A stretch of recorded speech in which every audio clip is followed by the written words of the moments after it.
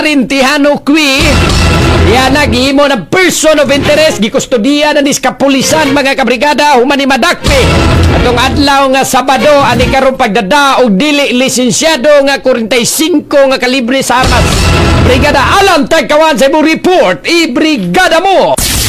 Brigada Live Report. Ipangita sa kapulisan nga si Darren Alderson Cui kinsa ang person of interest sa pagpatay kang Charina relativo nga nahitabo niadtong miaging Biyernes Agosto 2 nadakpan sa hiniusang operasyon sa Inayawan Police Station ug sa Abiliana Police Station 2. Human gialarma nga armado sa Barangay Sambag 1, Dakbayan sa Sugbo pasado alas 4 sa hapon Sabado Agosto 3 tuig 2024. Ang dinakpan nga si Darren Cui, 25 anyos, walay trabaho, nagabang og kwarto sa Sitio Laguna, Barangay Bulacau. Apan lumad nga taga-Dakbayan sa Lapu-Lapu, nga katapad sa giabangan nga kwarto ni anhing Charina relativo, ang babaeng napalgang hubo na ang tibuok lawas ug gisunog ang buhok nini, kundiin ang ulo nini. Anaa nahimutang sabutin gastob. Ang miresponding kapulisan nakakuha og 45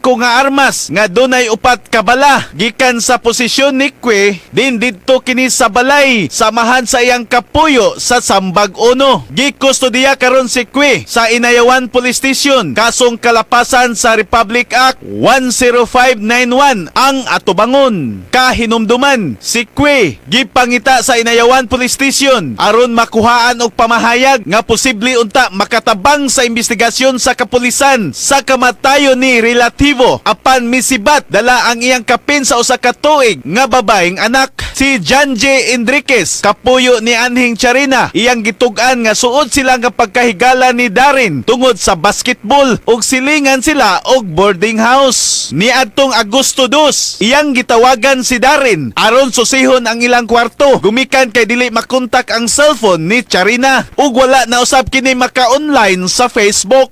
Usa ka alias Upaw ang nibutyag sa Brigada News FM Cebu nga siya ang nakatubag sa tawag ni Janje gumikan kay dili na tubagon ni Darren. Iyang gibutyag nga nag-video call sila ni Janje dihang nakita ang patayng lawas ni Charina sud sa lawak dugang pamahayag sa mga silingan. Si Janje nanawag ni Darren pero dili tubagon mo ni si imong mangkot na ni tubag. Okay, iyan magyatag sa kumangod ang cellphone mo. Tubag niya kay yatag ra ko ni Darren ang cellphone para tubagon sila kumangod.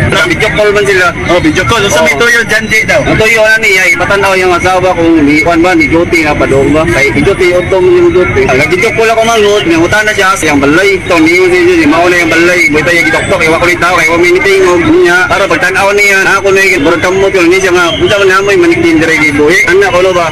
Nya para pagtan-aw niya giduot, pagtan-aw niya. Gabuyod ng asawa niya, gawaputan na. Mao to jagit siya, nahilak siya, yung surupta siya.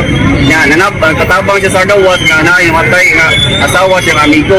Ang Inayawan Police Station nagdumili lang una sa paghatag sa impormasyon labot sa pagkasikop ni Darren. Sanglit ila kining tubagon atol sa press conference karong adlaw sa Cebu City Police Office. In the heart of changing lives, ako si Brigada Alan Tangkawan sa 90.7 Brigada News FM Cebu, the Music and News Authority. Brigada